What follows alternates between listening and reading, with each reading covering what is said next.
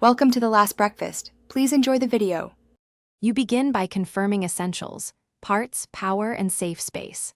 First, collect the Pack-a-Punch core, feeder, and cable, stash them in a secure pouch. Next, power the Lighthouse generator and flip the nearby switch so the green light shows. This enables the punch conduit. While it charges, move to Michael's marked levers and clear zombies around each lever. You want uninterrupted interaction.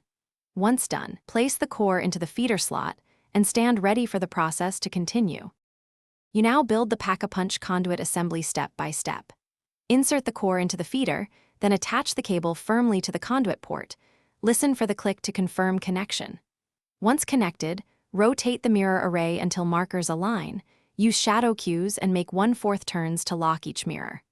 While mirrors stabilize, run quick safe rounds to thin hordes and conserve about 60 to 70% ammo. This prevents interruptions and guarantees you can finish the alignment without. You finish by initiating the activation sequence and monitoring feedback. Pull the final lever only when the conduit pulses blue. This starts the Pack-a-Punch cycle. Stand clear as the device hums through an 8 to 10-second sequence and then fades. Your weapon is now upgraded.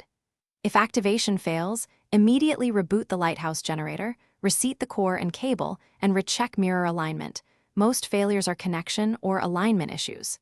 If zombies interrupt, kite them to a safe zone and restart the final lever pull.